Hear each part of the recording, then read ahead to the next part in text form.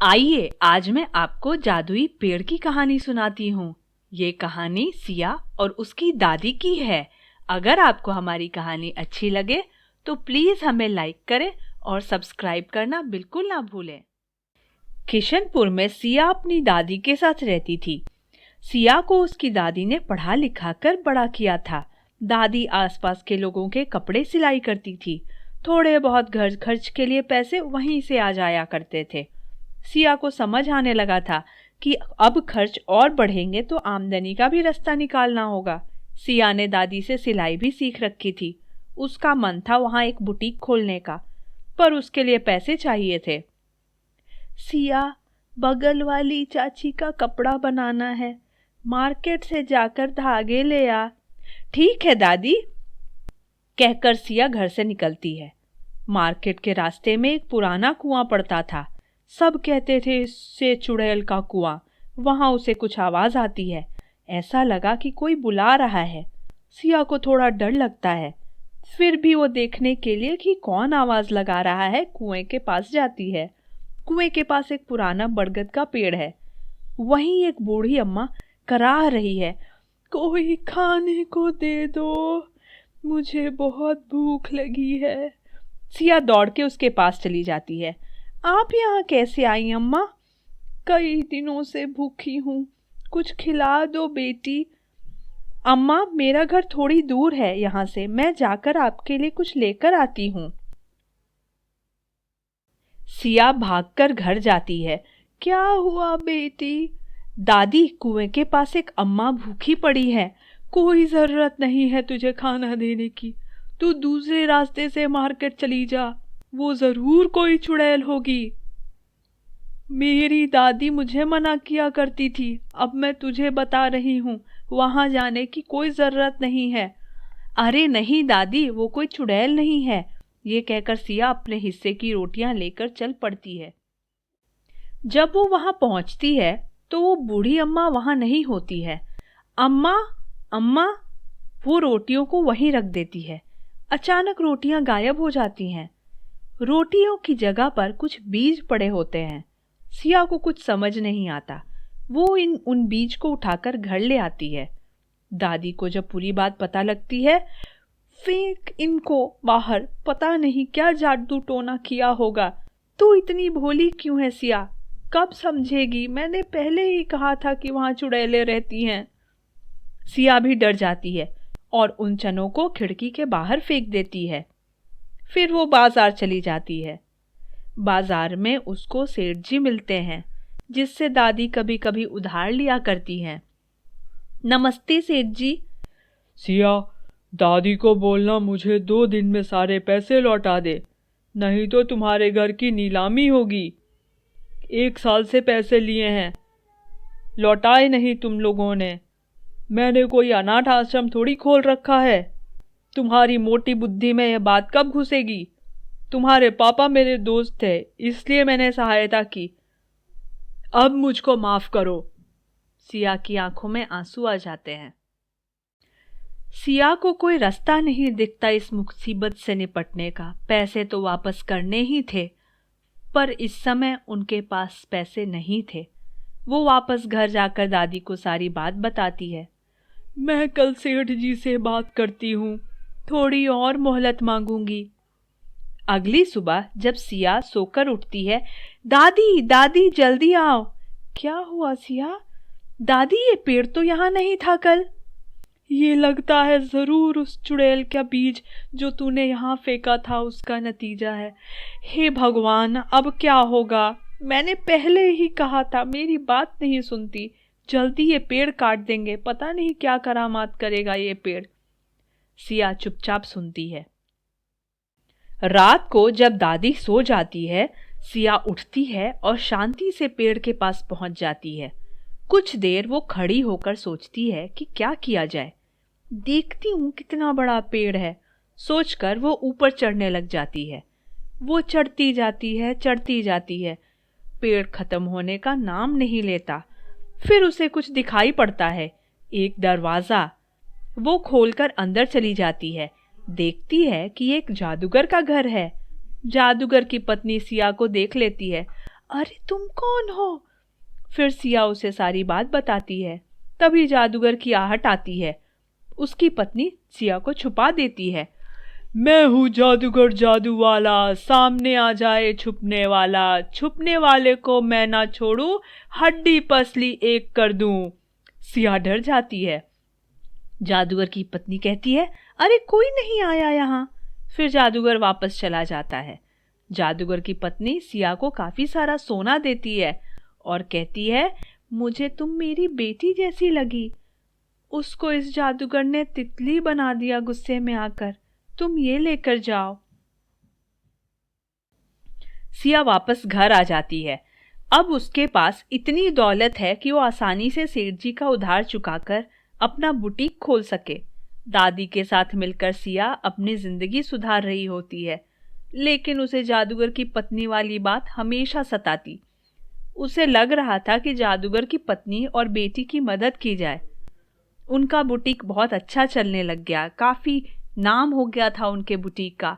लोग आते थे ये कहकर कि दादी और सिया के बुटीक से कपड़े बनवाने हैं। एक रात सिया उठकर फिर से पेड़ पर चली जाती है। जादूगर के घर से रोने की आवाज आ रही थी। वो अंदर जाती है तो देखती है कि जादूगर की पत्नी रो रही है। आप क्यों रो रही हैं? मैं आपकी मदद करना चाहती हूँ। आपके दिए हुए सोने से मेरी और दादी की जिंदगी सुधर गई। प्लीज मुझे बताइए क्या बात है? ये बहुत दुष्ट जादूगर है। इसे बस पैसे से प्यार है। जबरदस्ती ये मुझे अपने साथ लेकर आया था। मेरी बेटी को इसने तितली बना दिया। अब इसे मारने की बात कर रहा है। क्या आप मुझे बता सकती हैं कि इसकी शक्तियां कैसे नष्ट होंगी? इसकी शक्ति इसके जादुई तानपुरे में है। अगर वो टूट जाए तो इसकी शक्तियां खत्म हो जाएंगी और हम आजाद हो जाएंगे। पर वो टूटती नहीं है। उसे जलाना पड़ेगा। अगर यहाँ जलाया तो हम भी जल जाएंगे इस पेड़ पर। इतने में जादूगर की आवाज आती है। सिया उसका तानपुरा उठाकर भागती है। जादुई तानपुरा अपने मालिक का वफादार है। जोर जोर से चिल्लाता है, स्वामी कोई मुझे लेकर भाग रहा है। जादूगर पीछे दौड़ता है। सिया पेड़ से छलांग लगा देती है और अपने घर की जलती हुई आग में तानपुरा फेंक देती है। जैसे ही उसमें आग लगती है सब कुछ धू धू कर कर जलने लगता है। जब धुआं छटता है वहां ना जादूगर है और ना वो पेड़। सब कुछ पहले जैसा। लेकिन अब सिया की जिंदगी पहले से बेहतर और खुशहाल है। अगर आपको हमारी कहानी अच्छी लगी हो तो प्लीज़ हमें लाइक करें और सब्सक्राइब करना बिल्कुल ना भूलें। Thank you.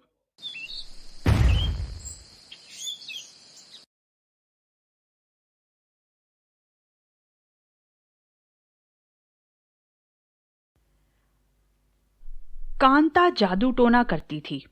दिन भर अपने कमरे में कुछ न कुछ अजीब किया करती थी। घर का सारा काम शालू से करवाती। शालू खाना बनाती, सफाई करती, कपड़े धोती।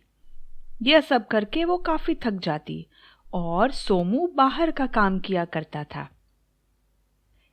शालू और उसका भाई सोमू जुड़वा भाई बहन थे।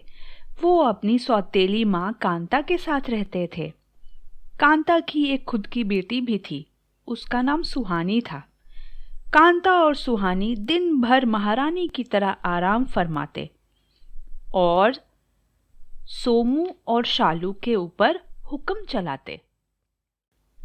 एक बार सोमू बाहर से काम करके पैसे कमाकर अपनी बहन के लिए दुपट्टा खरीद कर लाता है। कांता शालू को दुपट्टा लेते देख लेती है। वह गुस्से से आग बबूला हो जाती है और दोनों भाई बहन को खूब खरी खोटी सुनाती है। तेरी इतनी जरूरत कि पैसे अपनी मर्जी से खर्च करे। आज तुझे खाना नहीं मिलेगा इस घर में। रात को जब सब सो जाते हैं तब शालू अपने भाई को उठाती है। भाई उठो, खाना खा लो, माँ सो रही है। इतने में कांता आ जाती है और दोनों भाई बहन की पिटाई कर देती है। सुहानी अपनी माँ को कहती है, इन दोनों ने परेशान करके रखा है माँ। आपने ही दोनों को सर पर चढ़ा के रखा है। कुछ करना पड़ेगा इनका।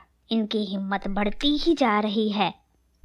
और इस तरह कांता अपनी जादू टोने से शालू और सोमू पर नजर रखने लग जाती है। एक दिन कांता और सुहानी कहीं बाहर गए होते हैं। शालू को याद आता है कि भाई ने उसको एक दुपट्टा खरीद कर दिया था। वो उसे निकालकर ओढ़ लेती है। इतना सुंदर दुपट्टा तो मैंने कभी नहीं देखा। ऐसा लगता है जैसे सोने चांदी जड़े हुए हैं इस दुपट्टे के ऊपर। कितना सुंदर दुपट्टा भाई ने मुझे दिया है। मेरे पास पैसे होते तो मैं भी भाई को उपहार देती। अचानक वहां पैसे की बारिश होने लगती है। अरे ये पैसे कहाँ से आए? पैसे उठाकर शालू फिर दुपट्टा ओढ़ लेती है। उसको समझ नहीं आता, इस दुपट्टे का मैचिंग सूट होता तो मैं कितनी अच्छी लगती।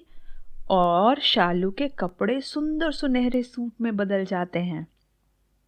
अब उसे समझ आता है कि असल में यह एक जादुई दुपट्टा है, जिसे ओढ़कर जो मांगो वो मिल जाएगा। शालू बहुत खुश होती है, पर दुपट्टे को छुपा देती है ताकि कांता और सुहानी को कुछ पता ना चल सके। सुहानी हमेशा देखती कि ये क्या कर रही है और माँ को जाके माँ के कान भरा करती थी। आज उसको बहुत मजा आया था माँ के साथ घूमकर। माँ आज कितना मजा आया, आप हर महीने मुझे सिनेमा दिखाने ले जाया करो और पॉपकॉर्न भी खिलाया करो वहां पर। ये चुड़ैल घर के काम ठीक से करे तो मैं ले जा सकती हूँ ना तुझे, पर ये दोनों भाई बहन निकम्मे कुछ करे तब तो। सिर्फ बैठ के घर में खाना खाते रहते हैं दोनों। शालू को यह सुनकर बहुत रोना आता है और वह बैठकर जोर जोर से रोने लगती है। मैं और भाई इनके लिए कुछ भी कर ले पर ये कभी खुश नहीं होंगे। और वो मन ही मन कुछ विचार करती है। जब शाम को भाई आता है और कांता सो जाती है, तब शालू अपने भाई को उठाती है। भाई उठो, हम घर छोड़कर दूर चले जाते हैं। पर कैसे, क्या करेंगे, कहाँ रहेंगे? और फिर वो उसको उस जादुई दुपट्टे के बारे में बताती है। अरे मुझे तो पता ही नहीं था वो जादुई दुपट्टा है। क्या तू सच कह रही है शालू? हाँ भाई। दोनों घर से दूर निकल जाते हैं। सुबह जब कांता उठती है, शालू चाय लेकर आ। कोई जवाब नहीं आता, ना चाय आती है। शालू, अरे ओ शालू, कहाँ मर गई? सोमू, सोमू।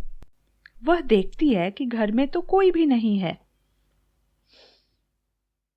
कांता अपने जादू का प्रयोग करके पता लगा लेती है कि दोनों भाई बहन किसी जंगल से गुजर रहे हैं। वो अपने जादू से सांप भेजती है उनको मारने के लिए। अगर ये मेरे काम नहीं आए तो इनका मर जाना ही अच्छा होगा।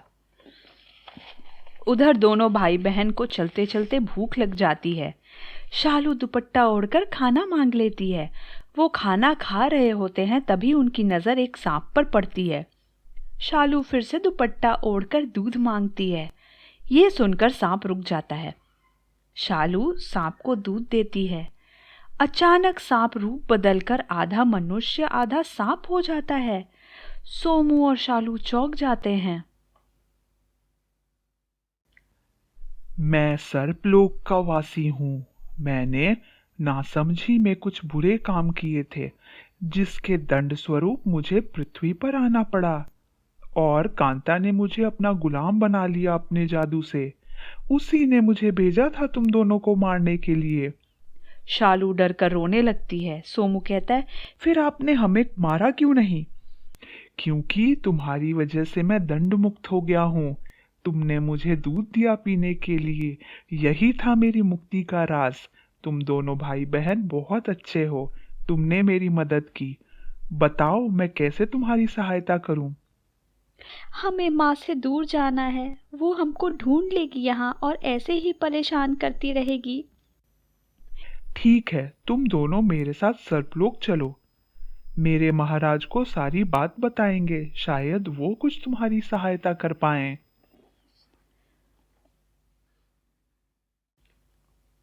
वो सांप उनको एक कुएं के पास लेकर जाता है। कुछ मंत्र पढ़ता है।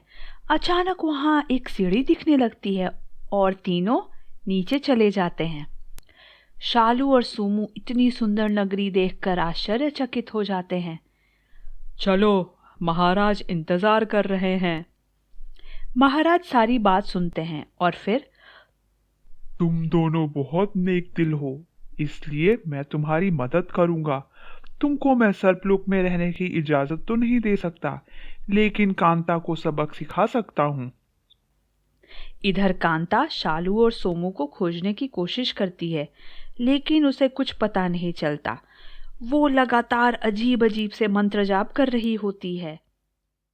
क्लीम हीम भाई बहन का पता दिखा, काला जादू भाई बहन दिखा, चुड़ैल शक्ति भाई बहन दिखा। अचानक उसे एक सांप दिखता है और कांता डर जाती है और उसके गोले में आग लग जाती है। धीरे धीरे आग पूरे घर में फैल जाती है। कांता, तेरी शक्तियां तेरी अच्छाई से मिली थीं, जिसका दुरुपयोग किया तूने।